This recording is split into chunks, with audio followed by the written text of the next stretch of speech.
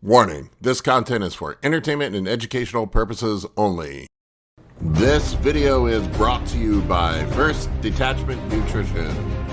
Battle tested, expert formulated. Use discount code AB10 at checkout for 10% off.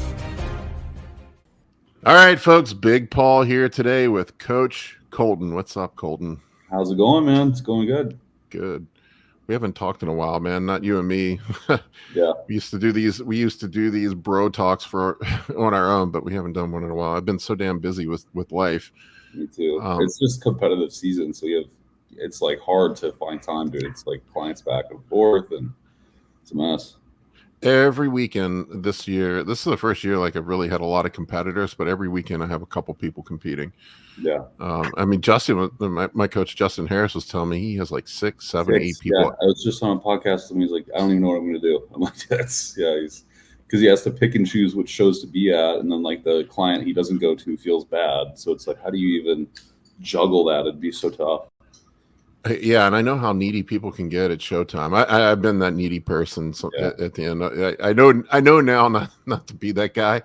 Like literally, people think they need to check in with you every 15 minutes, and every grain of rice they eat matters. It doesn't really matter at the end. Yeah, I made a post about that, or a story post at least, talking about, someone asked me a question like, what's the most surprising thing that's happened since I became like a bodybuilding coach that's, has a pretty successful company? I'm like, honestly, like, I think that the technical aspects of coaching matter so little when it gets to like that last point, because it's the people just become almost childlike, and you need to like be on them. And it's not necessarily that like they're doing stuff wrong. It's just they need attention. And you're a therapist. You're literally a therapist, right? You need to call them, you need to get pictures from them, and sometimes you do check-ins, and you don't even need to change anything, but you're just making things you're just doing checkpoints, pulse checks with them to make sure that everything's okay, because that makes them feel better.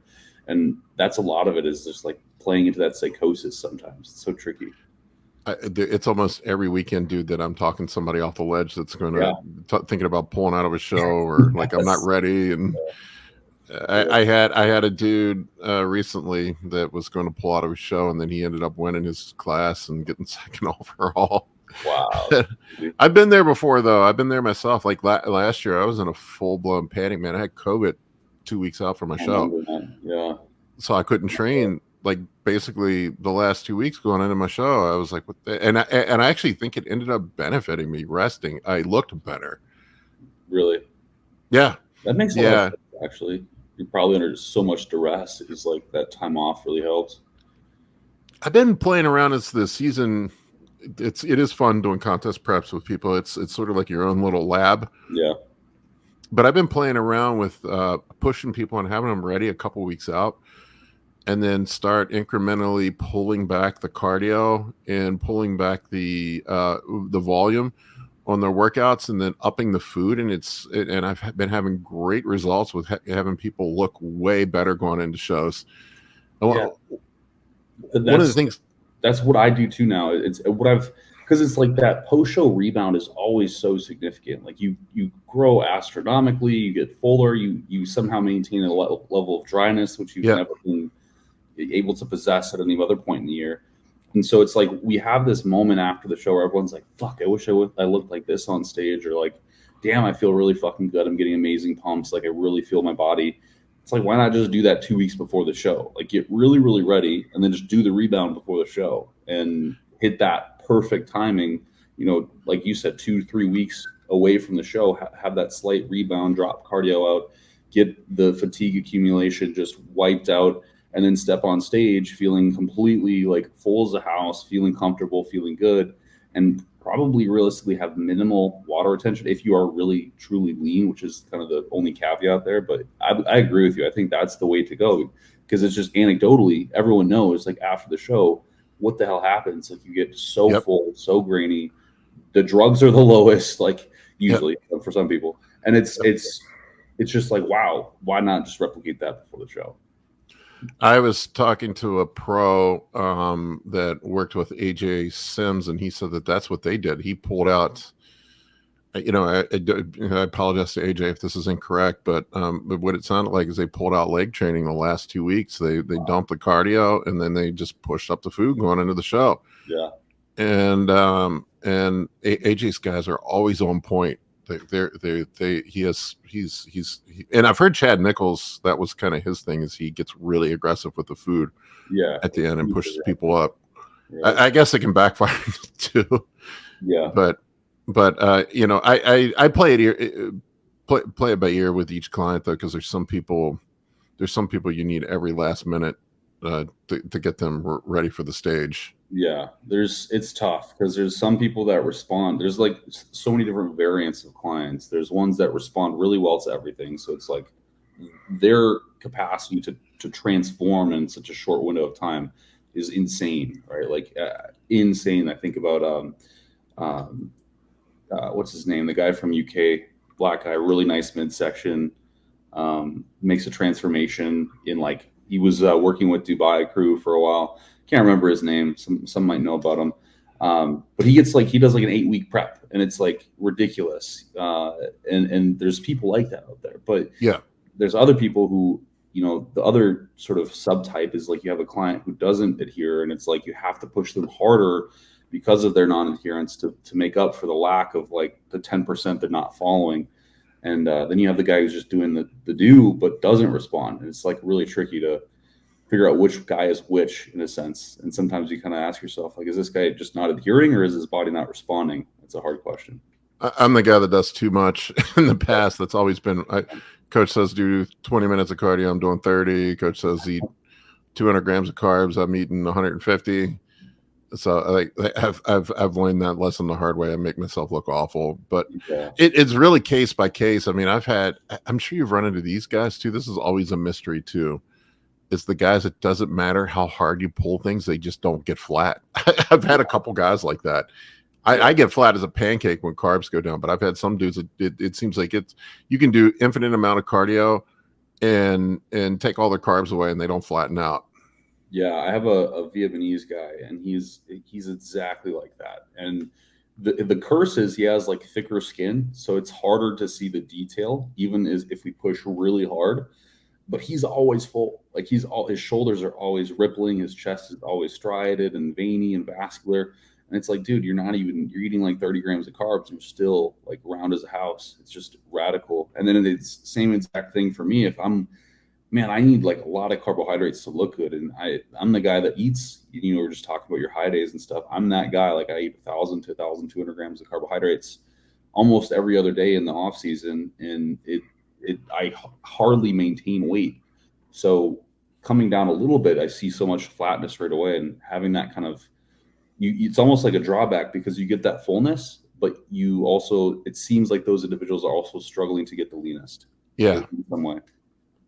Yeah. I've wondered too, if I don't know, it's just me just speculating, but if it has something to do with glucagon and how they pump out glucagon, I noticed like last year I ran metformin on my contest prep, which suppresses glucagon, and I stayed a lot fuller. That's interesting. So, yeah, and I know I think it mediates it through the liver, glycogen dumping through the liver, but I don't know if it has any effect on muscle tissue. I don't know if it's even been studied. And it could be just completely anecdotal. I don't know. I just did a lot of things different last year, but I felt like I stayed fuller when I ran metformin on my prep last year. Yeah. I mean, and you also didn't, ridiculously dose the T3. I wasn't doing 100 micrograms of T3 either. Yeah. That's a big part of it. Yeah, no T3 last year. You did zero at all? No, zero. Yeah. Oh, wow. Okay.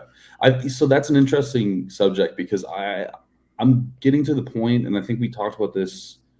Gosh, I think this was on a podcast with either you guys or maybe it was Justin, but we were talking about how thyroid, it just seems like it's not really necessary at this point. Like when I throw it in, I'm tending to see, especially for myself, more loss of fullness and lean tissue than I benefit from, because it's non-selective. Like you're increasing metabolic rate, but that's non-selective to fat tissue. It's just like systemically you're increasing metabolic rate. That means muscle tissue as well. So I find that, man, just having a good diet that hits some micros, you get plenty of selenium, iodine, magnesium, you're pretty much good to go. And chances are, if you're doing like those high days and having refeeds and appropriate timing of nutrition, you're good to go. Like you don't have to worry about thyroid downregulation. Personally, Yeah, I did. I tested my thyroid's always on the high, sometimes even above the normal range. I Which find is that with probably kids, the high dose growth hormone that I did, my T3 was wildly out of range, but like high out of range. Like it went way up. I posted on my YouTube channel somewhere, but it I was have the shocking. same experience. Mm-hmm. Yeah, I have the same experience, but then some people are the opposite. Yeah, it's interesting how that works. Again, I think it's probably due to like the growth hormone potency in a weird way. Like I think you said this too. All growth hormone is growth hormone. Like it's what it is. It's just whether you get It's either 191 or it's not. Right. You get transported effectively growth hormone, and you get really like shitty garbage transportation growth hormone is the way I kind of look at it. Yeah, I mean, there's I guess, I was talking to pharmaceutical. I get Kurt, Kurt. We did a whole thing on growth hormone earlier this week, but I guess some of the protein folding can have an effect on the quality of it too. Yeah. How they manufacture it, but for the most part, the degradation happens in transportation. So it's the pharmaceutical grade. The Serostem kits, they come in. They're like in foam and plastic, and they're refrigerated, and when in transport it's so they're handled with care, whereas that cheap growth hormone you're getting from China is coming in a little box that's been on a shipping container coming across the Pacific. Right. Yeah, and God knows not temperature controlled, and God knows how hot it is. Yeah. And right, like in these summer months in Texas, here it's like 120 some of these days out of the week, and it's like, and if you have anything sitting in your mailbox or in a car, 150, 160 in there. Right. Yeah, exactly. In a cargo container, man, who knows? Like that shit's probably boiling realistically. Yeah, it's probably completely denaturing the proteins in it. I would imagine, but that's just my speculation.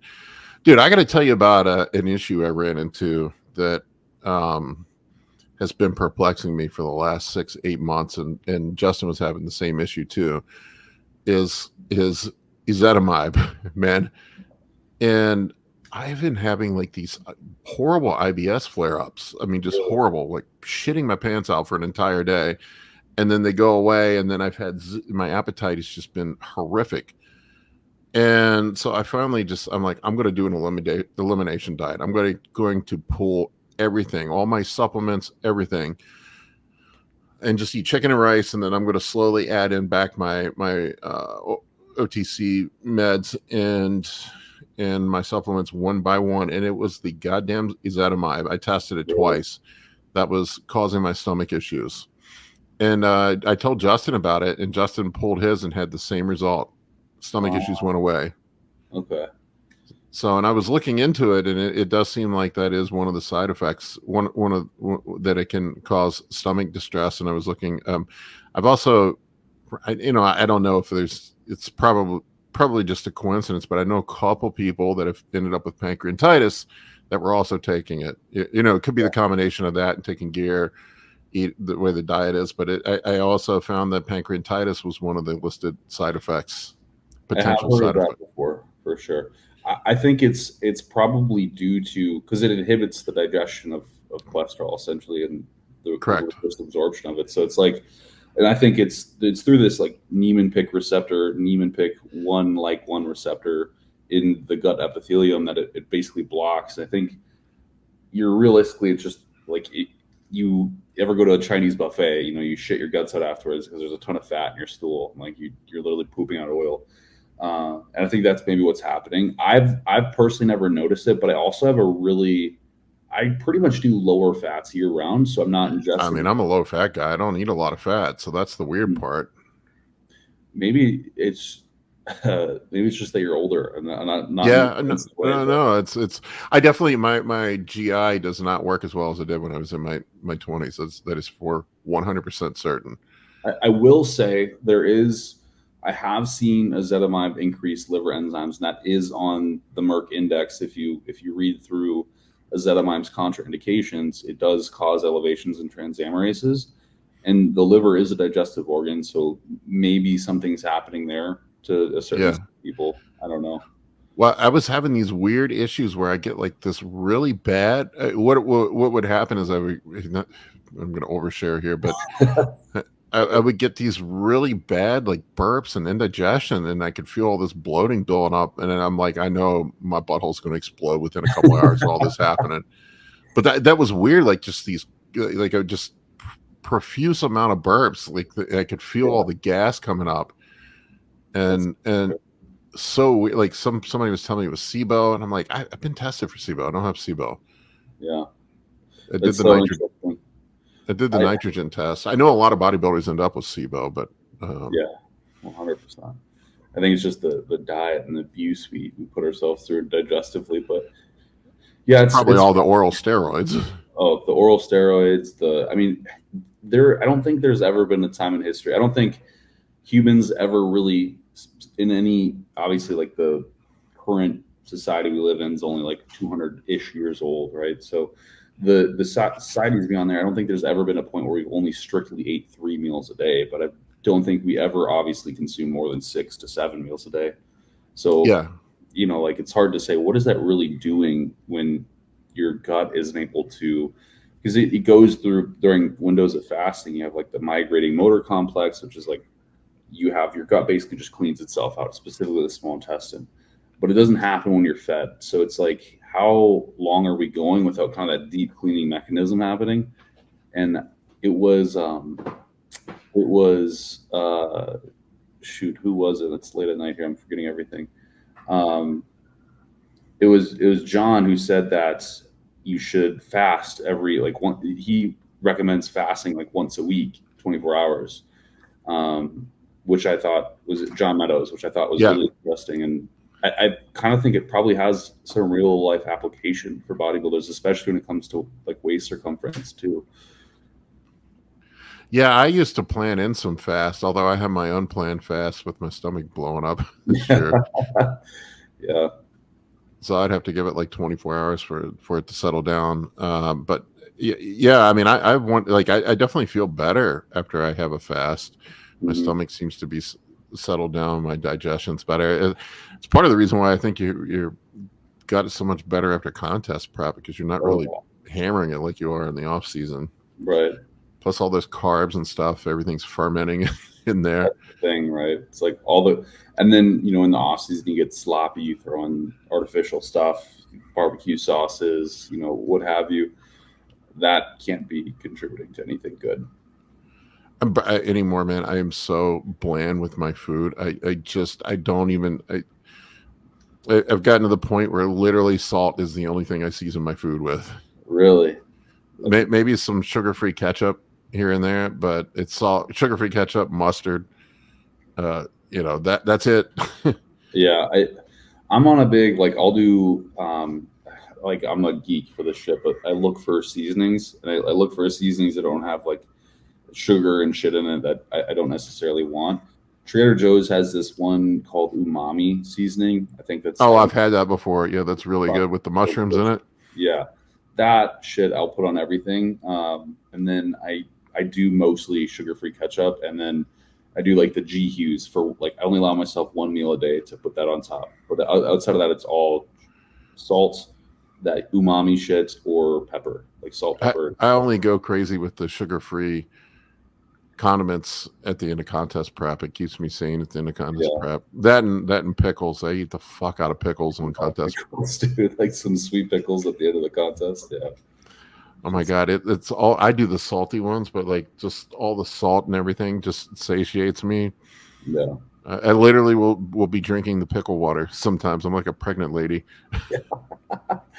Were you ever like around in the era where people were, I mean, obviously you were, but were you ever practicing the thing where people just restricted salt like entirely? Oh my god, that was, dude, back in the 90s, it was cut salt out completely, and then drink what was the water that has all the electrolytes? Yeah, distilled water. Distilled water. Yeah, that was like the standard thing to do on a contest prep. Yeah, I think it was it the Body Opus that has that in it? I can't remember. I was reading some old bodybuilding book that was talking about it. I'm just like, that seems like such a horrible idea for It's a like, terrible idea, man. You end up with electrolyte imbalances. yeah, like talk about shitty training. Like, holy cow. Season up on stage, Mm, and you look watery on top of it yeah, because you can't yeah. uptake any glycogen. You And saw then it's that. just a shit show if you're taking more diuretics to fix the look, and then you're wondering what the fuck's going on. So you're doing all these ridiculous things, saunas, spitting out the water, all this crazy shit. Yeah, that wonderful look where you're flat and soft. Yeah, it's the greatest. The big Rami look. Yeah, I find that honestly, to most people, just likely need more water to get fuller. Like, Yeah, sometimes the equation isn't that they haven't had enough food, because most guys, especially at a regional level, have had plenty of food. It's the lack of water, because everyone still kind of follows the trend of let's completely restrict water altogether. There is some water manipulation, but I don't think it's as great as some people play it out to be. Specifically, like local coaches, I've seen some crazy shit, like 2 days out, 3 days out, no water. I mean, I've had a few people this year, man, where I don't even pull water at all. yeah. I've been playing around with that a little bit. I usually, what I'll do is I'll have people run 2 gallons up the last 2 weeks before the show. I'll have them do a spring water or an electrolyte water. Mhm. And then the day before the show, I'll cut it down to a gallon. And then the day of the show, I'll cut it in half again. Yeah, that's right where I'm at too. Usually I've been trying to do, it just depends on the person too. With females, what I've been trying to do is actually have them still maintain the same amount of water all day. So like Monday through Saturday, like they have the same amount of water intake. It's just that on that Friday, they finish their water all earlier. They still consume the same amount of water, but it's just finished earlier in the day, significantly earlier. And then on Saturday, they have a third of their water before they're prejudging, a third after, and then a third after the finals. And it's like, generally that seems to be really well for females. I haven't tried it with men yet, because graininess and being hard is like a really, really big deal. But I mean, if I recall correctly, like I see these stupid people, these stupid coaches that'll pull water and try to carb load at the same time. I'm like, Jesus fucking Christ, man! It takes it. You can do the math on it. It's 3 parts water, 1 part carbohydrates to load glycogen, and you need sodium as well. So if I recall the math correctly, so if you're doing 500 grams of carbs in your load, and let's assume that you load all of it, you're going to need 1,500 grams of water. So that's 1.5 kilos of water that you're going to need. So I'm trying to do the math here. That's let's see, 2.2, like 3 pounds of water. So that's almost a half a gallon of water just to load the glycogen. Right. And then you, like you said, you need sodium there's sodium glucose like transporters that transfer like the glucose out of the gut into the bloodstream. And then you have like the enzymatic reactions to synthesize glycogen that require a shit ton of magnesium and calcium. I mean, if you're not consuming water or minerals like salt, you're not getting these things to even load the carbohydrates you're eating. Yeah, so your carb load when you're water depleting and taking diuretics is literally pointless. Yeah, and that's the funny thing, right? Because there's certain situations where people are like, "Oh, I carb loaded and just my weight kept going down," which there's real applications to that. Like that happens in some people, but sometimes it's like, yeah, you're carb loading, but you're just like dehydrating the fuck out of yourself, and you're not eating adequate minerals. Like you've skewed your potassium and sodium intake so far from what the norm is. Like your body's just, the aldosterone is just screwing up. You have everything going, like the diuretic hormones are just fluctuating to a degree that's incomprehensible. And it's like your weight's not going down because like some magic is happening. Your weight's going down because you're becoming dehydrated through both your electrolyte status and water intake. And then and then you top that off with a potassium sparing diuretic, and you end up hyperkalemic on top of it. Loading with sweet potatoes and loading with sweet potatoes. I can't tell you. I've been having people run blood work 2 weeks out from shows, and it seems like 1 out of every 3 is hyperkalemic. Yeah, and I'm like, dude, stop eating the potatoes. Yep, like we get there great, and they fill you up a little bit more, but holy fuck, you get some scary occurrences with that kind of shit. Thomas Arden makes it even worse too, because you've got that issue with Thomas Arden as well. And insulin. Insulin is almost a potassium sparing compound in and of itself. It can be a very detrimental situation. You look big in that tank, man. Holy shit. little puny over here. I just cracked into the 260s. What, from where were you starting at? It was like 282, something like that. 280. Christ. Yeah. You're 6'2", right? 6'3"? Just a hair under 6'2", 6'1" and 3/4. Okay. Damn. My daughter was looking at my driver's license from that I got like 10 years ago. It says I'm 6'3", and she's like, why do you say you're 6'3" when you're under 6'2"? And I'm like, I shrunk. That's what happened. Do you think that was from, I hear so many stories about this, like squatting or heavy lifting, or do you just think that's age generated?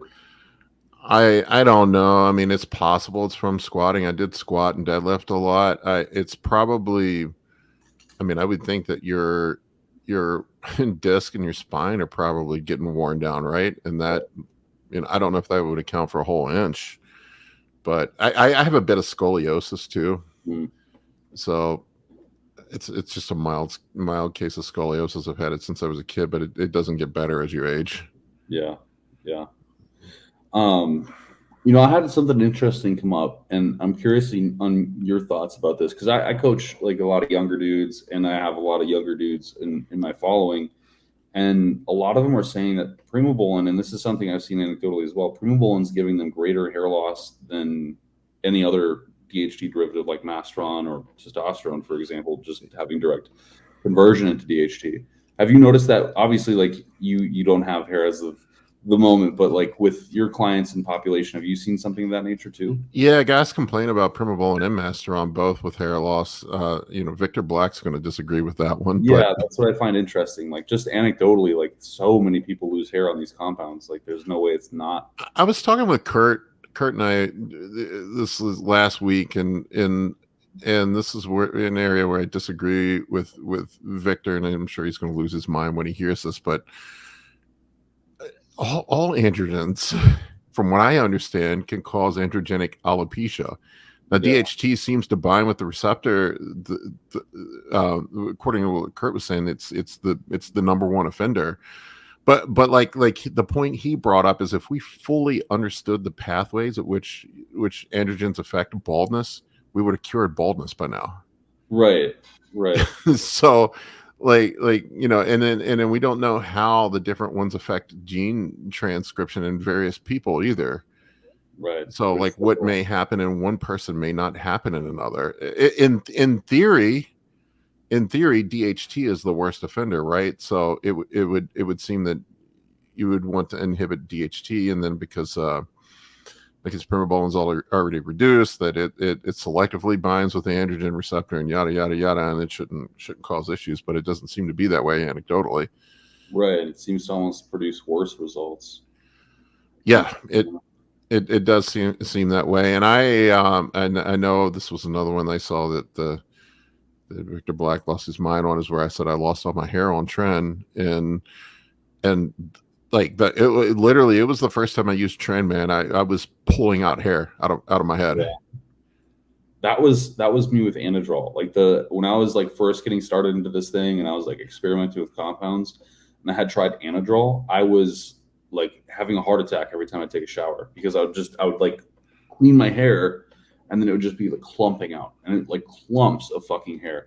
And I was so concerned. I didn't understand what the fuck was happening, because everyone told me, hey, you should be fine on this stuff. Like you should be relatively safe. It's just like, well, in theory, and this is what I tell guys, you want a hair safe cycle. I would think probably the safest hair cycle would be to run a test with the 5-alpha reductase inhibitor and just GH and some insulin. That's probably the safest, the most hairline friendly cycle you could run.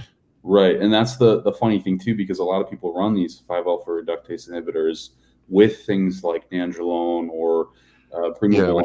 It's going to make it worse, if anything. Yeah. Because isn't it dihydronandrolone is actually less toxic to the hairline than regular nandrolone is. So you're actually making it worse. Right. Yeah, it's really fascinating, actually. Because I wish I had the answer, man. All we have really is anecdotal experience to go off of, and it was just like Kurt was saying, man. If if like somebody like Victor Black truly knew the all the mechanisms for how hair loss works, you would cure it and make $1 billion. Exactly. Yeah, that's kind of the thing, right? And there's like, you have huge research studies going on for androgenic alopecia or alopecia in general, and they're still coming up at a loss, right? Like there's all these experimental compounds, and they're still falling short of what we expect. And it seems like there's much more going on. I mean, the thing is like male pattern baldness is associated with lower or higher rates of mortality risk. Like you get, you're more closely associated to die sooner with a bald head versus a non-bald head. Now, obviously, there's going to be outliers in that situation, but it seems like there's much more going on to that specific organ than maybe just DHD. Well, yeah, I mean, it could be as something as simple as just blood flow. Yeah, that's the other thing. What's happening to the capillaries when we're lifting weights or when we're consuming a certain diet, or there's so many variables there. Yeah, I mean, you literally could be nuking your hairline from loss of blood flow. Yeah. I know the same thing goes along with erectile dysfunction too in people, but that's another one that's super complex as well. I mean, there's really, I think people oversimplify erectile dysfunction. It's very complex. There's hormonal, there's blood flow, there's. I mean, it's a canary in the coal mine. It's the canary in the coal mine for cardiovascular disease, like plaque buildup. Yeah. And that's like, holy shit, if you have erectile dysfunction, you better go get like your CAC scan and echocardiogram and like do the whole nine, because it could be a whole lot more. Yeah, a lot of times in our cohort, it does seem to be hormonal mostly. But it's just what I've seen most of the times. Either people it's as simple as estrogen being too high or too low. Yeah, definitely. Or you're running a compound that's not necessarily agreeing with you. Yeah, like Deco or Tren. Yeah, right. Tren's a weird one, man. Like some people turn into right. raging perverts on Tren, and then other dudes completely lose everything. Like I am in column B. Yeah, I don't like it completely nukes all my sex drive and gives me erectile dysfunction the whole 9 yards. I don't get like guys talking about being raging ball of hormones on Tren. I'm like, I wish. No, yeah, it's terrible. If anything, it exacerbates like psychological issues that cause issues in and of themselves. Yeah, and I think really a lot of it too, people tend to they provide too much credit to androgens when sometimes it's like you're at a caloric deficit, like your fucking body. And you're not yeah. It's amazing how your boners and your sex drive come back after eating some cookies. Yeah, it's like, dude, a good burger, holy shit! It's like the best aphrodisiac that you need. Hey guys, it's like 2 days after the show and they're back in business and they're like, it feels so much better. It's coming off everything. I'm like, that stuff is still in your system, man. Yeah. Only thing that's changed is you're not starving. It's got to be a fight or flight response, man. You're just like the hierarchy of needs. Yeah, definitely the Maslow's pyramid. But your body's saying, yeah, fuck you, asshole, go kill a buffalo. we aren't making babies until you get fed. That should cost too much calories. Yeah, we don't need a baby when we're starving. For sure. It's the body. The body's a funny thing how we've evolved to, we have all these biological imperatives that are based off of evolution.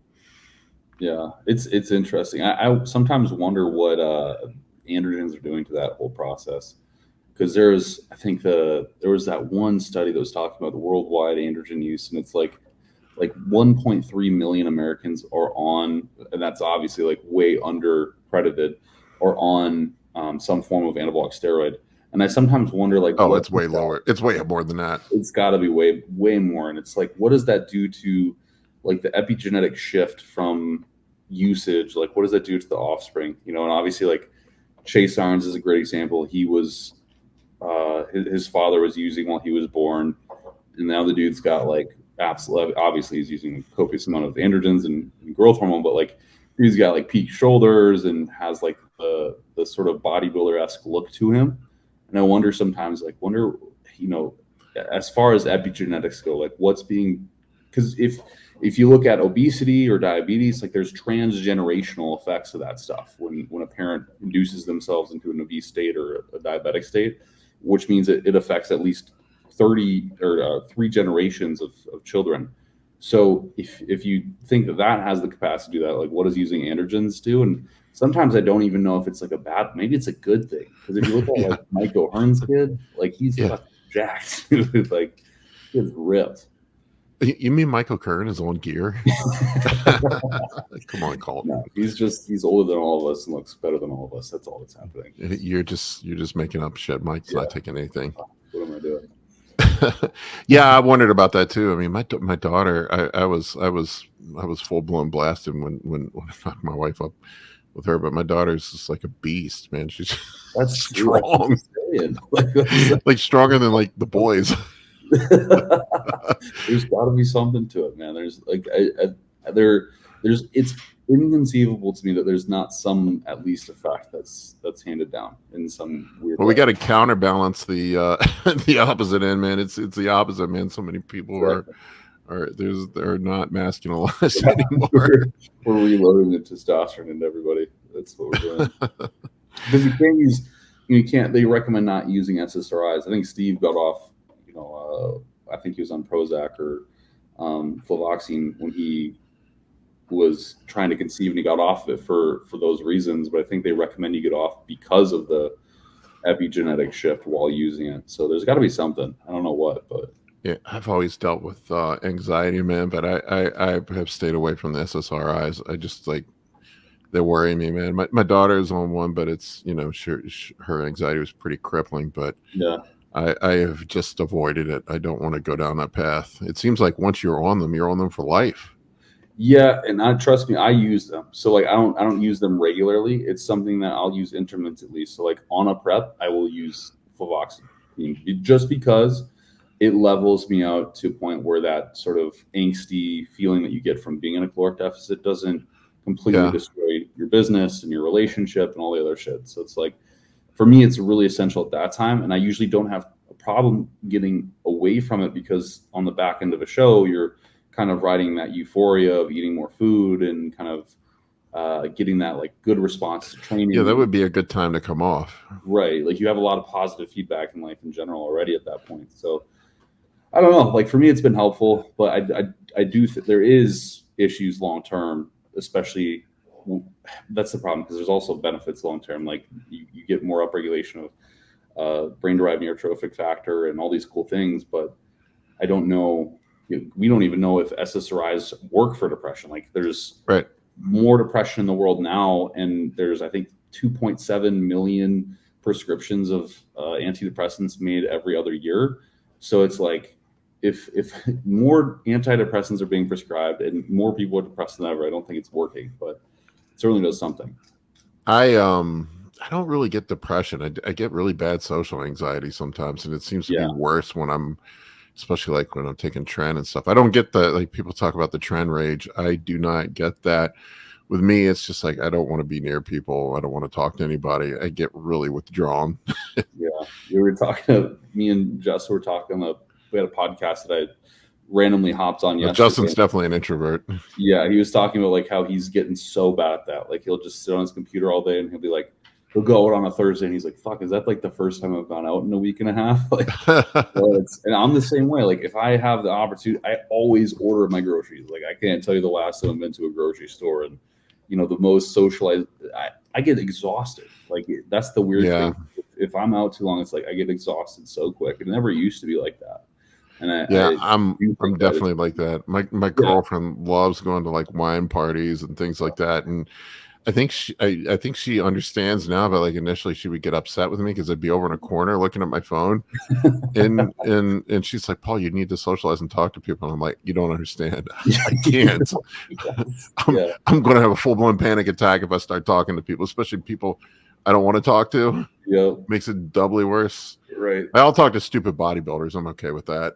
Yeah, it's so funny because I'm the same exact way. Like everyone who gets to talk to me, because I have like tattoos all over the fucking place, and everyone's like, they come up to me on this big like 250-pound guy. They're like, holy shit, this guy's scary. And then if I actually like talking to someone, they're like, oh, he's really fucking nice. But like most people think I'm an asshole because like I just genuinely don't. I get anxious. Like, I don't want to talk to anybody. I don't want to be around people.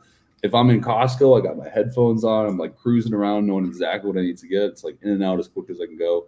It's really interesting. I think it's maybe a selection bias to like bodybuilders, but it is common amongst us. Well, I feel like bodybuilding is made for being an introvert. Yeah. You like, I like routine.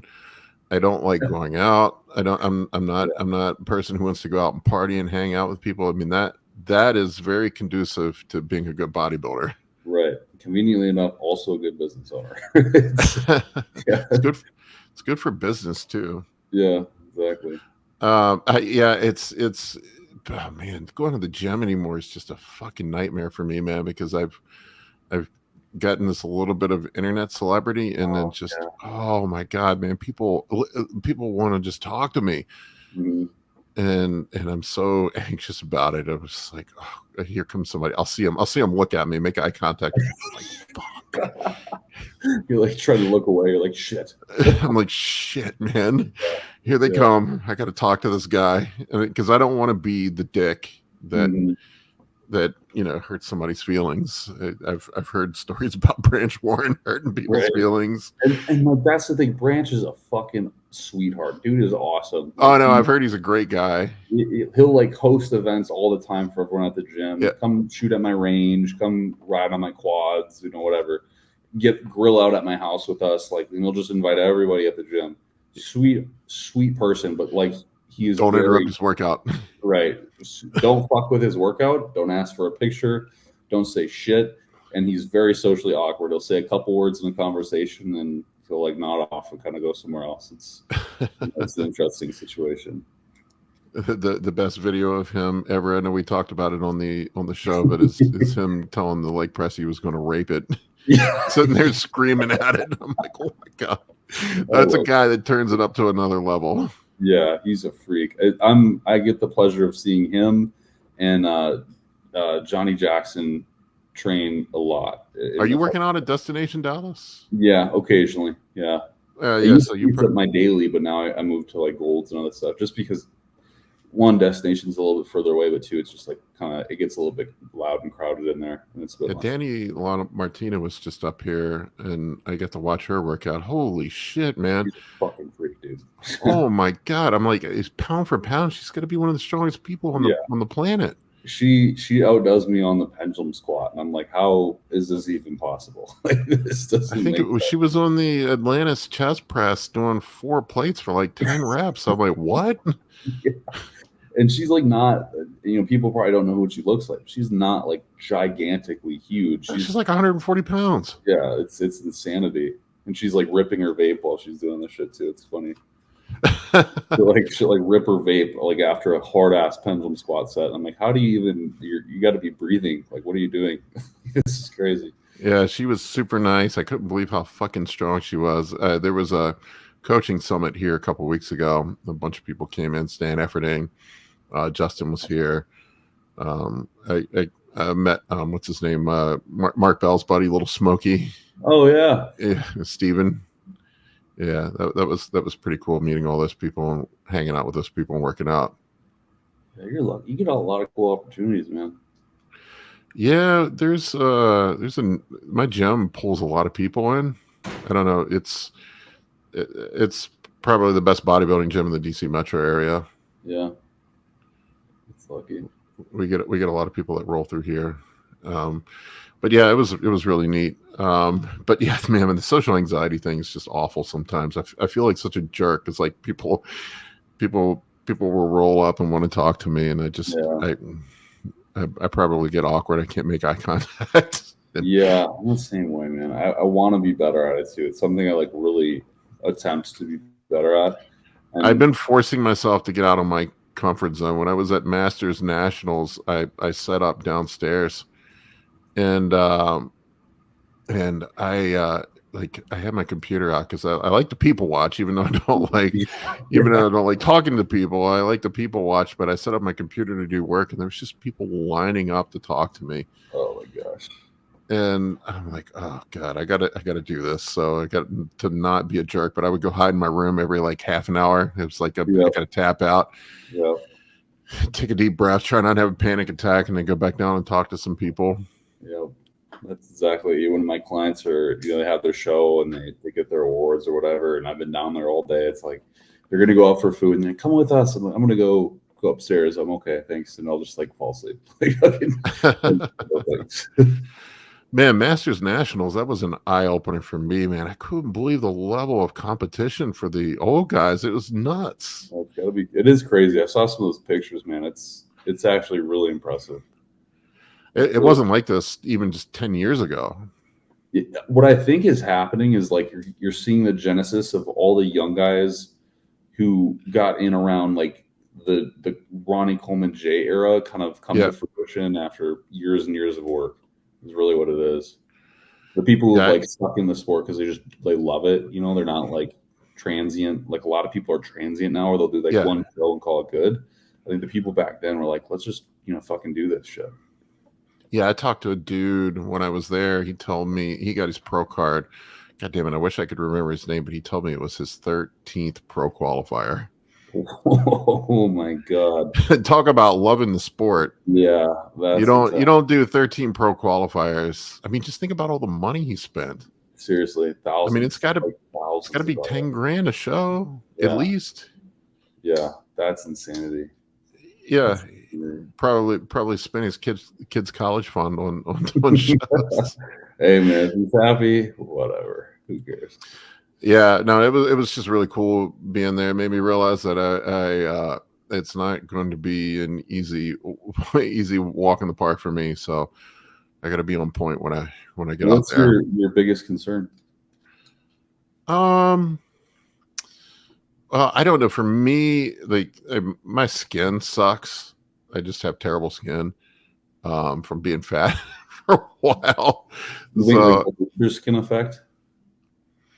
Yeah, I have loose skin. I have stretch marks. I have scars everywhere. A lot of that you can cover up with a tan.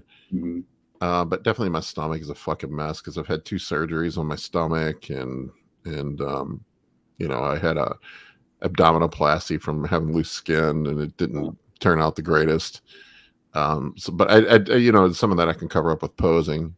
I don't know size wise, or I feel like I'm pretty symmetrical and size wise. I should be okay, but and I get ripped. I don't have a problem getting ripped. So yeah, I don't know. You know how there's always this self-doubt when you're a bodybuilder. You're never as good in your mind as everybody else sees you. At least the good bodybuilders. The shitty ones always think they're better than they are. Yeah, that's so true. Yeah, I'm in the same boat where it's like you kind of mentioned earlier, where if you're told to do 20 minutes of cardio, you'll do 30. If I'm the same because I never see myself as complete as I need to be. So it's like, well, the only thing I can do is suffer. That's what I'm going to do the best at, and it's like sheerly just suffering is the almost like tactic feedback that you need the haptic feedback that you need to say like, okay, I'm doing enough. And sometimes it's not the right equation, but yeah, my arms too. I think my arms just never fucking grow. Dude, yeah, I mean, it's the curse of having long arms. I mean, the thing is, it's an illusion too because like I put the tape on them, they're over 20 inches. Yeah, but when I have big arms, realistically. But when I pop a double bicep, they don't look big. Yeah, mine are. Fuck, I don't even want to flex right now. I feel like a bitch. That's nowhere near. I think mine are like 19 inches. They're not even like. Yeah, they don't even look impressive.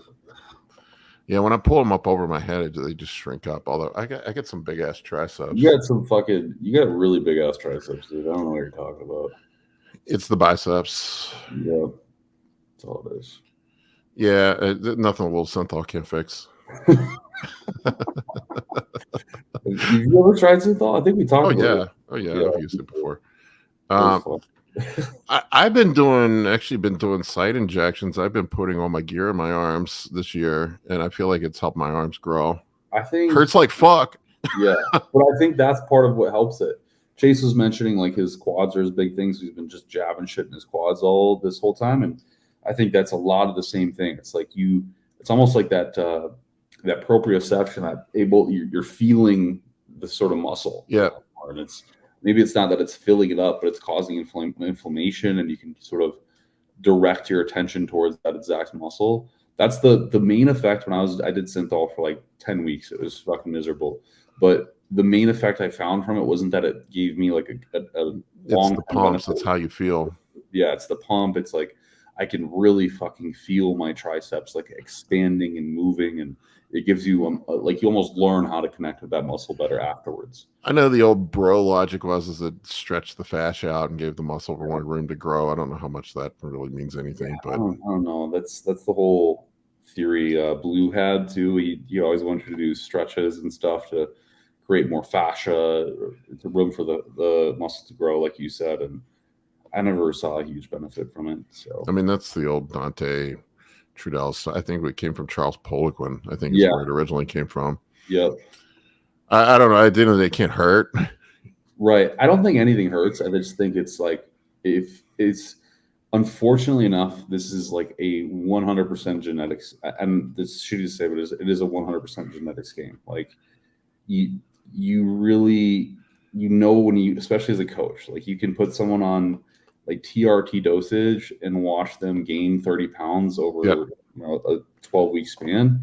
Like that guy's different than other guys who have been on, a gram and have seen zero progress for 3 weeks, 4 weeks, 5 weeks. So. Oh man, I feel sorry for the kid. Like there's some people, man, I get some people come on as clients and they'll take grams and they just don't even look like they've even lifted a weight, man. That's what I was talking about earlier. Sometimes I don't know if it's like I trick myself because I'm like, are they actually adhering? And I'll get on calls with them and I'll talk. And I'm like, man, they sound like they're doing everything. Like, what's going on? And I went down the rabbit hole. Kurt's all the time sending me studies about CAG repeats. Yeah. And I don't know if you've gone down that rabbit hole or not, but CAG repeats and in the genome and how it has an effect on response to androgen. So I think I could have it backwards, but the more it's the more CAG repeats you have, the more you respond to androgens, right? And the less the more CAG repeats you have, the better your response is to any sort of androgenic stimulus. That's why even some people can even develop gyno with like little to no estrogen, is because they have a ton of CAG repeats, and that causes expression. Yeah, and it was it was even went down further, but like they I know this is going to be controversial, but they found that black men on average have the most CAG repeats. I mean, there's a lot of anecdotal, and Asians had the least. That is very interesting. That's very interesting. Yes, that's what the study I looked at. That's what they found. It plays out in bodybuilding pretty well too. I mean, you look at the top 10 on the Olympia stage, and Yeah, I mean, I know that's controversial and eugenics and all that bullshit, but I mean, I mean, you can't deny the science on it. But I found that they also said that I think it was certain men of genetic descendancy, like white men, like of Northern European descent, had more. But I mean, you see that too, like all your fucking strongman and stuff they're all Norwegian and from England and all basically all the places that the Vikings raped and pillaged. Yep. They got stronger. Yeah, all those people got huge, got stronger, but it's a different type of But genetics, I always go down the genetic thing. It's funny to me how people. It's the only sport. Bodybuilding is the only sport where people think genetics has no play in it, and it's like I always use the example of basketball because it's just blatantly obvious in basketball that if you're 7 feet tall, it's something like 1 in 20 people that are over 7 feet tall play in the NBA at some point. Right. And you brought up last week, you brought up a picture of Ronnie Coleman when he was like 15 or whatever. Yeah, 15, man. Looks like he's fucking like 30. I mean, it's that shit is just undeniable, and that's a truly sad thing, because some people will think that they can do this. It just requires a certain amount of work, and then they'll abuse the hell out of certain compounds for a very long time, and only to find out at the end of the road that this was never really for them. Which, I mean, if it's a sport you love, then by all means, I'm not saying stop. It's just like realize your limits. And again, that's another thing where people will reference Nick Walker a lot and say like, well, he didn't know he had, he didn't know he had good genetics. Like the dude grew 10 fucking pounds almost every single 12 pounds every single year, if Yeah. that, not more, of his career. And it's like, if you respond like that, let me know. It's like, I'll coach you for fucking free and we'll get you to the Olympia. But that's not feasible for most people. Yeah, and that's not to say, and I don't want to discourage people, everybody can improve. Right. But, rather than gaining 100 pounds of muscle, you might gain 30 or 20 over the course of the year.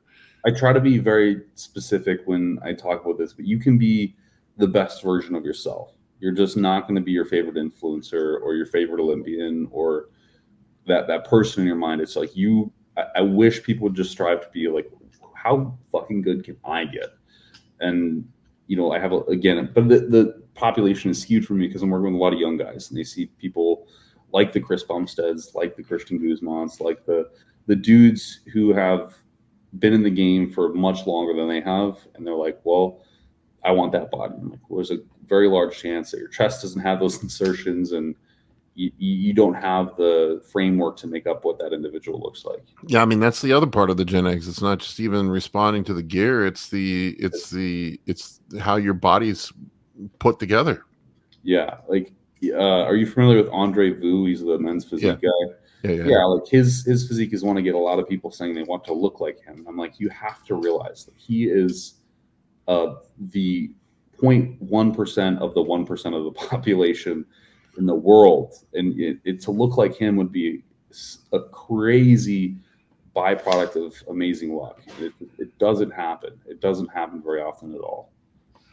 It's and this is what I tell people: comparing your, trying to model what you do after a genetic outlier. I mean, they're so statistically insignificant. It's not even worth considering. Yeah. I'll get guys come to me all the time, but ex-pro bodybuilder did this. I'm like, well, you're not ex-pro bodybuilder. It's back to the basketball example. They're like 7-footers. They're only like, I don't remember the exact number. I think there was like 3,500 in the whole fucking world. Yeah. People that are over 7 feet tall, and that they're what, 7 billion people. Yeah. So it's like 1 in every couple 100,000 are 7 feet tall. That's probably Ronnie Coleman, Phil Heath, Kai Green type of genetics are that rare. They're probably one in many tens of thousands. For sure. And this is where I think too, a lot of people talk about training as if it is, and I don't want to downplay it. It's significant, right? If your technique is shit, if your intensity is pathetic, like it's not going to work for you. But you look at a great example is, like the way Phil Heath trains versus, Johnny Jackson, another great example. Like Johnny Jackson's a very like aggressive, throw the weight around, no real technique or form, just go fucking all out. And you have Phil Heath, who's like very methodical, high reps, a lot of pump work, and it's like both ends of the spectrum work. And two people can do two wildly different things and be wildly successful. Two people can do the same things or different things and be wildly unsuccessful. It's almost entirely genetic driven in some instances. So that's what I tell guys, like when they come to me, like, why aren't you doing, like ex-pro bodybuilder does? And it's when I'm putting programs together for a client, it makes sense to work towards the mean, the average. Yeah. And then if we find that you are a genetic outlier, then we can make an adjustment. But I love that. Yeah, work towards the mean. Work towards the mean, because that's where most people are going to be. They're going to be a few degrees off from the average one way or the other. There's also the other people that are so shitty genetics that they, there are those people too. Right. Yeah. You have to do almost. The pendulum does swing the other way. Yeah. Right. So, but it just, like I was telling people, like model. I played basketball when I was younger, but like modeling your basketball game and your approach to playing basketball game after LeBron James. Yeah. He is such a statistical anomaly. It's not even worth considering. Mm-hmm. Right. If model your game after the guy that's 5'9" or 5'10" that made it to the NBA, the average person. Yeah. See what he did, not what LeBron James did. And it's not like you can't take his work ethic and apply that. It's just, it's like it's like trying to teach someone how to fly a fighter jet using a propelled plane. It's completely different. like the same concept, but completely different. Did you ever see LeBron James when he was like 13? I think I did. He's pretty fucking jacked, if what I recall. Yeah. He looked like a grown ass man when he was like 13. Yeah. It was crazy, man. Let me see if I can find a picture of him. Yeah. I mean, he looked like he was 40. That's like, man, I've seen. There was this. I had a kid in high school that was like that, and the dude, everyone was just wildly impressed. He could bench 315 as a freshman in high school. You know, had a massive chest, massive arms. Everyone would, arm wrestle this dude, and it was just like He was 14 in this picture. no fucking way, dude. Yeah, that is ridiculous. Yeah, I mean, it was, dunking on people, making people look stupid. It's so that is an example of blatantly obvious genetics. I don't know why guys just don't consider. I feel like I get stuck on this genetics thing too much, but it frustrates me so much because I get guys come to me all the time like, well, Dorian Yates did this, Ronnie Coleman did that, Phil Heath did this, Chris Bumstead did that, and I'm like, you're not even one of those guys, man. Just don't even worry about what they did. It doesn't matter. That's such a man. We could pull back so much to this exact thing. It's why clients leave most frequently is because they feel like they're not making progress fast enough. So they're going to leave and find another coach that has the algorithm that works for them, which in reality, any algorithm is going to fucking work. You just have to do it long enough.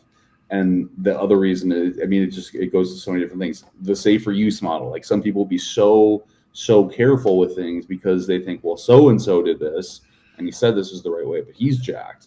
Well, your response curve might require more. It's very vulnerable. Likewise with less. So I saw so-and-so use this much. Someone might look at Chase and be like, I need to use 6 grams to get that big. And it's like, dude, you're growing off like 250. What are you doing? Like, you don't need to go up to 6 grams. And it just creates this wild dichotomy of, people saying they need this versus that. And this is right, this is wrong because they responded to this and not that. And all these just kind of really weird things on the internet that you get. That's one of the things that's been really cool about coaching is seeing how wildly different people are with response to food and training and everything, man. It's funny. Like what they especially like diet. Like what I give one guy that will make one guy fat. Yeah. That's the interesting thing. Like I literally got a guy right now, like Kevin, if he's listening, but I've never seen a guy that can eat this much food and not gain fat in my life. He's just like never gets fat. Like I literally have him eating thousands of grams, of carbs and keep adding fat, and he just does not get fat. He probably hates his life. Oh yeah, I'm sure it's frustrating, but most people would kill for that. That's the interest. So like that's a genetic outlier. Like he's one. He's N of one. I mean, I've never coached anybody like that. I've never seen anybody like that in 25, 30 years of doing this. Like he's the only one. Right. And I have another example like that, which is typically for a high day, it's like you increase carbohydrates, decrease protein a little bit. Maybe you have moderate to low fat intake. And I have a guy where it's like, man, if he goes anywhere beyond 300 grams of carbs, it's like he'll literally blow up. Like, not just. I've had those people too. Yeah, and it's like, so for his high days, it's like, well, fuck doing high carbs, let's do high fat. And he responds like it's like as if he did a high carb day. Like he gets fuller, more vascular, training improves, digestion improves. It's like, what the fuck? This shit's it's so different. So different. That's why you can't have a cookie cutter approach. Yeah. I have a baseline I start off with, and then I'll start adjusting until we get people figured out from there. I try to tell everyone that the program is in its infancy when we start. It's the communication we do and the work that's done together that makes the actual thing work. That's a good way to approach it. Yeah. That's a good way to approach. There's a certain, I gotta be careful what I say. There's a certain popular ex-bodybuilder who's has a big YouTube channel, and he literally gives everybody the same diet and same training program and same PED protocol. I've seen it. Every single person gets the exact same thing. I'm sure. Does he use a green screen a lot by chance? Possibly. Yeah. It's hilarious. So like literally zero effort is put into it. For me, like setting up a new program I feel bad because like I was somebody one tonight and I'm like, bro, I'm sorry. I just haven't had time today to do it. You know, I'm putting 30, 40 minutes into writing up a program or whatever it is. That's the hardest part of bringing a client is the initial setup. Yeah, it's what takes, you know, people want a refund and stuff. I'm like, man, I'll always do it, but I'm like, this really sucks because like I put in like an hour to make this fucking program and I'll sweat my balls off. Like, and it's like when you're writing training is what takes the fucking longest time because it's like you have to be so specific. And for me, at least, I provide videos, tempo, reps, sets, rest periods, you know, recommendations to use during those. It's just like, man, all that stuff put together takes a ton of time. It's funny. I used to get people training programs that just don't even bother with it anymore because they just want to argue with you about training programs. For whatever. They'll do the drug protocols, they'll do the diet, but then they want to debate every nuance of the training program. I'm like, just do whatever the fuck you want, man. I don't care. That's how a lot of coaches do it now. Actually, they'll say like recommended training, and they won't like do it. Yeah, I'll give them my training. I'll give them a couple different options. I have a couple different programs. Just pick the one you like and just work out hard. Mm-hmm. Yeah. Honestly, I've gotten to the point where, you know, maybe this is a shitty way to look at it, but like I feel like the training is the least important part of the equation. Yeah, I mean it is. Like you put any dude on in gear and food, and he's gonna grow. Like even if he's just walking up and down stairs all day long. Yeah, it's gonna happen. Obviously, no, I do the best response, but like he's gonna grow. I do think there is a way to optimize training for bodybuilding and whatnot. That's where I get into the debate with people, and people get so pissed off is about the training. Like they bodybuilders are the most idiotic people when it comes to training. They are the only. It's literally the only sport where they try to train like everybody else in a different sport. Like can't make up their mind if they're a CrossFitter. They can't make up their mind if they're a power lifter or an Olympic lifter. And I'm like, why are you doing that, man? That like has nothing to do with why are you doing power cleans? That has nothing to do with bodybuilding. Yeah, it's the same guys will say consistency is everything. It's like, dude, you did 8 different training routines in the past 6 weeks. Like, why are you doing sets of 3 and 1 rep maxes on a bodybuilding program? Like, just like go be a fucking power lifter if you want to be a power lifter. Exactly. So that's why I don't argue with them anymore. Because people get so sentimental about their training program. It's like, I'm like, all right, dude, just do whatever. And unless you come to me and you want to be a competitive bodybuilder, like I get guys come to me that say, all right, I want to be the best bodybuilder I can be. And then I'll go into details about my theories on training, you know, training specifically for your sport, training specifically for hypertrophy, which over the years I've come to the conclusion is very different. Not saying that strength is not important, but it's almost irrelevant at a certain point. I'm just like, I don't like, why would you train you wouldn't train for soccer and try to be a football player? Yeah. That's the part that's the logical fallacy to me. I'm like, why would you try to train like a powerlifter and think you're going to be a good bodybuilder? Right. And I think progressive overload is important, but that I agree. Adding weight, sometimes it's reps, sometimes it's sets, sometimes it's improved technique beyond what you were doing the last week.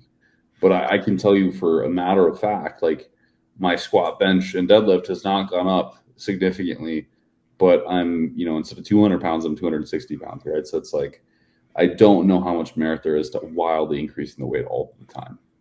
Yeah, I do think when I was young, I do think it paid off. I did a lot of DC training, which was just mad progressive overload. Just get as strong as you fucking get in that 6 to 8 rep range, which is what I did. And I do think that gave me a base to work off of with hypertrophy training. But I at some point that runs its course. I think, but I don't know. Yeah. I just don't see. Now I'm going to contradict myself, but when you look at everybody that's a pro bodybuilder, nobody's training that way. Yeah, and it's not like that's the thing is like I think there's this reverse U curve, right? And it's like you slowly get stronger and you progress, and you slowly get stronger, and you progress, and there's this like peak where you're really fucking strong, and you don't really have to push any further. But if you do, you start to find the other side of the U curve, and you start coming down in progress, and you accumulate injuries, you accumulate, fatigue that's just too much to even recover from. And then it puts you out of the sport altogether, and you start reversing and not making significant progress. I think once most people reach that peak, which seriously takes time, like I'm not there yet, willingly admitting to that I'm not there, but when people reach that peak, it's like there's no need to really maximize that threshold and do, like, I see Hadi Chupin doing some of the most insane shit. That's like his peak, but for some people that's like way too far gone. They're like out of their realm and doing way too much. So like I literally got to a point where I was repping out 405 on inclines. And I just I had a couple minor scares where tore my pec a little bit, and I'm just like, your bodybuilding career is over if you tear your pec. But I'm like, how much stronger am I going to get at that point? So that's the thing, is like on this last massing phase I got up to like the max dumbbell press I did for a chest press was 175 on each side for dumbbells, and that was really fun, but it was like terrifying. And I had, like, when I pushed that weight up, I had this one moment where my shoulder like tweaked up like this, and I felt like an instant sharp pain. I was like, dude, no, like I'm not. It's cool to lift that shit, but I'll stick with like 155, 145. Like that's going beyond. The margin for error when you're at that level is like that. Yeah, like one miss slip, and it's just like that weight comes tumbling down, and everything's gone. It's weird to me that like the whole Mike Mentzer, Dorian Yates style of training is making a huge comeback. I get a lot of young guys talking to me about that, whether that's the way they did it. And I'm like, I love Dorian. Dorian's my bodybuilding hero, but the dude retired at 35 because of injuries. Right. Or 36, whatever he was. Like, I don't know where people, and I get it, like he was like that high intensity, low volume guy, but motherfucker was doing like 30 rep sets on the leg press. Like it wasn't what people think it was. And I don't think, like, when people describe Dorian, they're like, oh, he trained like a fucking beast, and watch Blood and Guts. Like he was doing 30 reps. I know. I literally went through and did a video breakdown of Blood and Guts, and I'm like, you count the sets up. I mean, dude was doing like 20, 25 sets of stuff. Like, he was not low. I don't know where people got that idea. He's not low volume, and he certainly doesn't do low reps. Like, but the bros are arguing with me like, well, those are just warm-up sets. Those aren't his. I'm like, it's all volume, man. Yeah, it's like, and his warm-up sets were pretty intense. Yeah, like he's grunting and screaming and struggling. Like that's not doing nothing. That's definitely more than a warm-up. Yeah, that's more than a warm-up set to me is banging out 135 for 20 reps and stretching your arms out. It's not pushing 315 or 365 or a massive burn or fatigue accumulate. Your reps should slow down on a warm-up. Like it should be pretty consistent. That's probably 70 or 80. I mean, once you get up above 60 or 70%, that to me that's a working set. Yeah, 100%. For sure. But I get all these bros arguing with me about that, and I just ask them, I'm like, how many people have made it to the pro level of training that way? Yeah. Like 1, 2, 3? Yeah.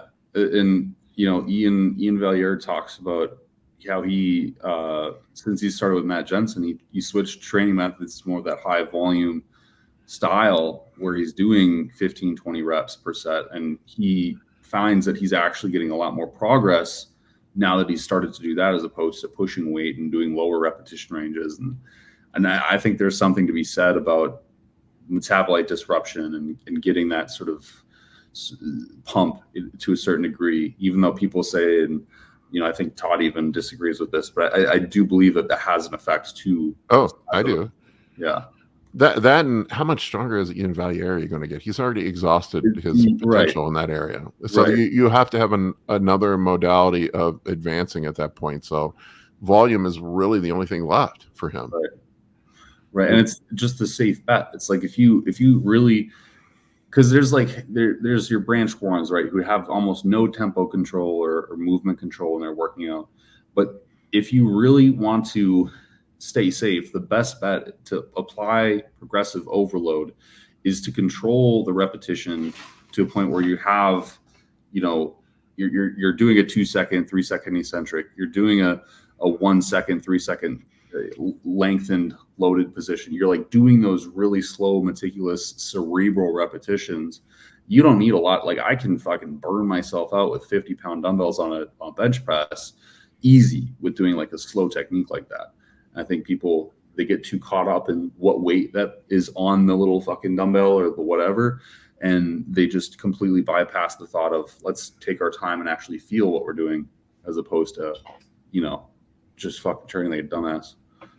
I made a post about it today. To me, it's like blatantly obvious what the formula is, and I don't know why people want to completely reinvent it. But you can look at the thousands and thousands of people that have progressed and gotten big, and it's the formula is really simple. You train with intensity, you train with hypertrophy in mind. It's some sort of progressive overload, and as far as anabolics, it's just basic shit. People. And that also progresses as you get bigger. Generally, it's testosterone, whatever anabolic you like, GH, insulin at some point, probably down the road. And the food is it's really simple too. It's meat and rice 5-6 times a day, and you just eat more. You try to, like Justin says, you eat as much as you can eat without getting fat. And then if you get stronger, if you eat more and you don't get fat, there's only one possible outcome. Like that's what he said, that you have more muscle. Right, for sure. And it's an interesting thing, because it's like the coaching industry is really taking advantage of people's misinformation, because maybe it's their obliviousness, because people will try to come up with these articulate formulas about their specific way of doing things as being unique and different, and that's why it works better. And then people buy into that because like that's the blue pill I've been missing this whole fucking, or red pill I've been missing this whole fucking time. This is what I need to do. And then they pay this guy copious amounts of money and still end at goal zero, which was no progress made at all. And it's really shitty, because especially for Gen Pop people, like they get caught into that so much. It's just such an easy formula, and a new thing comes out and it's just like, here's all my money. Well, I mean, it's a story as old as time. The novelty and shortcuts sell. They always have. You have some novel, unique approach. You're the whatever methodology. The the Paul Barnett system. The Paul Barnett safer use system, or whatever you want to call it, and the Paul Barnett high volume training, the Big Paul high volume training program. Yeah. And I'm going to shortcut your gains, and I'm going to do it without you getting, while preserving your health. And I don't know, it's bullshitting, but no, that's the thing. Yeah, it's always some novelty, and then people are like, "Ooh, I got to have that." But the boring stuff doesn't sell. Right. It's interesting, because people might look at my profile and be like, "Well, you're doing exactly what you're talking about." I really like, when I market things, I'm like, what we're providing is just more level of doing things for you. Like we have programs where I'll like get on Zoom calls with you every week and order your groceries and like literally do fucking everything for you. It's not that I'm doing anything different. It's just that there's levels of the program where I'm doing more for you, or employees are, or there's levels of the program where it's like very basic level coaching. And you order groceries for people, man. Fuck that. Like people who really who are like up there and want to spend some money. I mean, that's a whole other story to talk about, but they're willing to spend the money. I'm willing to do it. We'll hire someone to do it at least. Not for me, man. I'm just going to tell them how to eat, what to take, and how to train, and call it a day. Yeah. I don't know. The simple stuff works the best, man. That's just always been, it's back to the whole sports thing. It's like basketball. Like everybody's trying to reinvent the wheel with basketball. At the end of the day, if you can shoot, play defense, grab rebounds, I mean, it's the simple stuff that works. Like literally, you get a guy like Steph Curry, who's not, he's kind of, what is he, like 6'1"? He's not exceptionally physically gifted. He's sort of skinny fat, but the dude can shoot the ball. I mean, he's made an entire career because he can shoot the ball. Right. It's that simple in bodybuilding too. Just do the basics. Yeah. It's wildly true. And man, I always relate bodybuilding to business, because it's like the same fucking thing in my mind, at least in an application. It's like, and it's like people are always, because I talk about business a lot, and in a lot of my consult calls, people ask me business questions. Like, man, it's so fucking simple. Like, you can make money, just do the same shit for a really long fucking time, and slowly but surely get better at it. Like, get better at it. Yeah, It's like progressive. progressive overload. Yeah, it's progressive. Do a little bit more once you've figured out how to do this much, and you can easily handle this much. Do a little bit more, and then manage that. And do a little bit more, and it's like keep going and going and going. And most people are just content doing the same thing day in Yeah. and day out. It's not even like you said. It's just a little bit more. Yeah, that's the thing, right? Just like one more task a day, or like 2 more things a day. It's to me it makes sense because that's how my brain runs. But I remember the ridiculousness of the progressive overload thing. Dante Trudel used to always tell me when he worked with me that the 2.5 pound plate is your best friend. Yeah, and that shit works. It does work. There's, it's effective. Like my hamstrings are extremely weak. Like I don't know what it is. They're not small, but they're very weak. And the 2.5 pound plates are like this entire off season would have saved me on my hamstrings. Like it is the sole thing that's allowed me to progressively overload because they're so weak. I can't take large jumps. And it's like that little bit can do a lot for you. The 2.5 pound plate is a metaphor for life, man. If you just add a little bit, like it is, you're going to get better at everything. All right, folks, on that note, I got to wrap this up. I have some programs to write and check-ins to do. I'm going to be up till 1 a.m. Still have another meal to eat and to take my dogs out. That's the life of bodybuilding coaching, right? Right, Kolton? Yeah, it's literally it. Never ends. All right, buddy. I appreciate you coming on. Guys, thank you for watching. You can check Coach Kolton out on Instagram. What's your Instagram handle? Kolton_red. And I will put it in the video description below, guys. Thank you for watching. Take care.